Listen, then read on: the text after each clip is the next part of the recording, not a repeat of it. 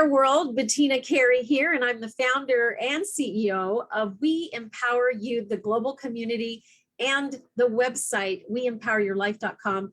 And I'm here today with none other than Mia Tepper, and Mia is going to be one of our upcoming speakers at the We Empower You Global Virtual Summit. And I'm so excited to welcome you to the stage here so we can talk a little bit about what you're going to talk about at the summit. And go ahead and introduce yourself and let us know a little bit about what you are up to. Well, thank you so much for having me again at the We Empower You Summit next Wednesday, December the 8th. It's going to be a great day, a long 12-hour day that has so much wonderful information and speakers. I hope everyone can come. I'm looking forward to it. You know, we have your topic, which is parenting pressures and pleasure. And so are you struggling to create family memories because of a recent life change? Maybe you have a new baby, or maybe life has taken a turn in another direction and you find yourself without a life partner. Let's talk about celebrating holiday traditions, sharing insights from her book, Parenting Pressures and Pleasures, Mia Tepper. Thank you so much for joining me here today. So tell us a little bit about what folks can expect at your session. Absolutely. So in my family, we've always had the tradition of having the annual Christmas card. And, you know, life goes so fast when you have children that it's a great way to mark time. And a lot of people in our community over the years have exchanged Christmas cards. So it's really a fun tradition. And I love to see how the kids change over time. When you have friends that move out of town, it's nice to see how they're growing and developing. So it's just a fun, simple tradition. And there are some untraditional ways to do this too. For example, my mom is a single person, and she is at a point where she's having trouble writing and her eyesight isn't great. So I've been helping her for the past few years to make a Christmas card that she can send out to all of her friends. And it's a way for her to keep in touch without having to put the strain on her. So I want to share other ways that people with maybe non-traditional families can also share this holiday fun tradition if it's something that they choose to do. And this is a chapter from my book, as Bettina mentioned. Yes, so you're going to be speaking at the We Empower You Global Virtual Summit coming up this Wednesday. We do these the second Wednesday of every quarter. And of course, this is now the holiday season. But what inspired you to write your book? Tell us a little bit more about the background. I'd love to. Thanks for asking. So when I went back for my MBA 10 years ago, I did that with the support of my husband and family, 4 children at the time. They were ages 6 to 14. And when I graduated from business school, this business school kept asking me to speak to prospective parents about how do you work and how do you go to business school and yet have a family and volunteer. So I did a couple of podcasts for them on this, and I just wrote down some quick notes about it and thought, oh, maybe I'll make a pamphlet for them. And then when COVID hit and I was working from home and had a little bit more time on my hands, I realized that part of my passion was trying to be able to reach out and help other parents to make this parenting process a little bit easier. So I started back to work on the book. I kind of expanded from my 10 tips talk on the podcast and expanded it more to just parenting issues in general. So in the book, I do give tips for every stage of life. And it's not just my examples. There's lots of amazing parents out there, and ours is just one way of doing it. So I interview people all throughout the book as to maybe their best tips and practices. And the goal is just for you to make the parenting process a more joyful and loving process, because being a parent is the best thing in the world, but not always the easiest thing in the world. Absolutely. You know, yesterday I was part of an organizational meeting from the Puget Sound Business Journal, and several of the women that they were interviewing were asked questions about breakthroughs related to, balancing a family life and being founders of tech companies. And many comments were just worth, the price of admission, so to speak. And so as women are part of our audience, and men too, of course, as they play a role in our lives, what do you think that, from your point of view, is a breakthrough that you've had experience with in your life that is based on your relationship with your spouse? I think the communication part is so important. because life gets busy and you may be going in different directions. You may not always be, swimming upstream at the same time in the same boat. And so communication is really key. And, a lot of times simple misunderstandings can happen just even with the tone you might use or a word you might use.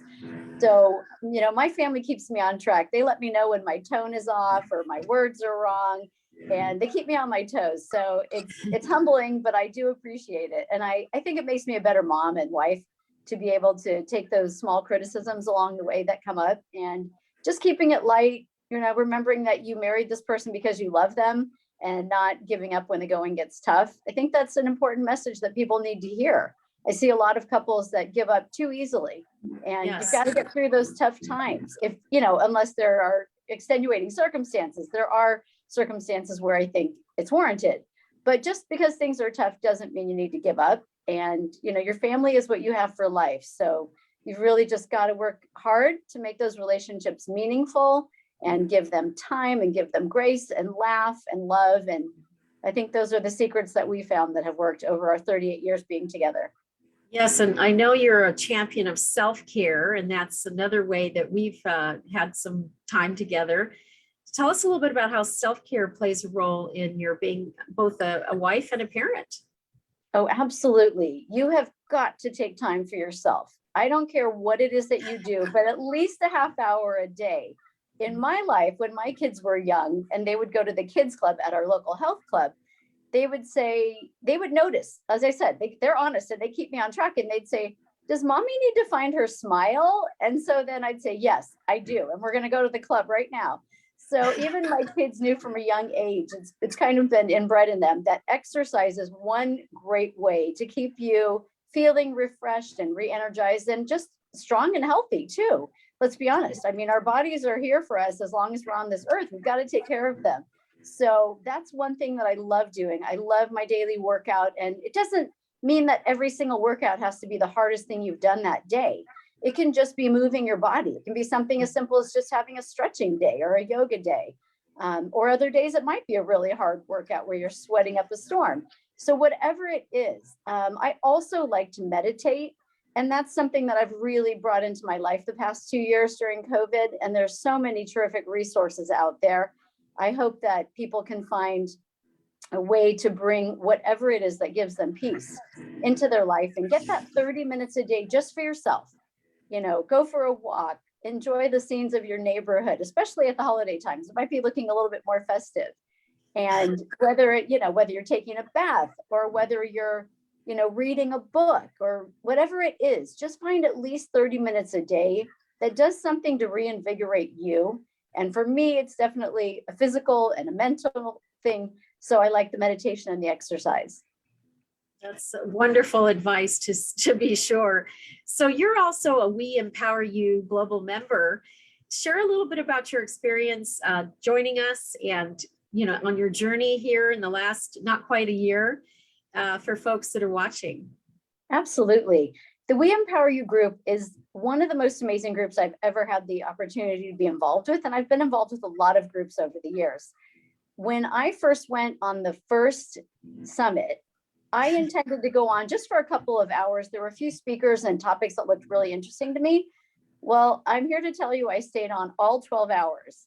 And it was amazing. The topics ranged everything from soup to nuts, as they say. So you've got topics about health and well-being and about your life and your business and marketing and your goals and your dreams and maybe past life experiences and how those things have influenced you. I mean, the topics just run the gamut. There is probably nothing that we don't touch on in this summit.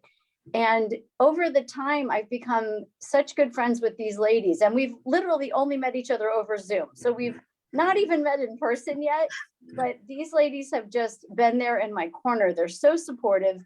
And this is the type of an organization where women really do support you and want to raise you up. Whereas a lot of organizations say that they want to do that, the We Empower You group actually does. And I don't mean to just say ladies. There's a lot of men in there too who are very supportive. And if you have a new idea for a business or a book, they're always there to lend their support and give you constructive feedback. And I just can't say enough about this group. It is an amazing group of women. When I tell people about it, they're just floored with something that's available and at such a reasonable cost too.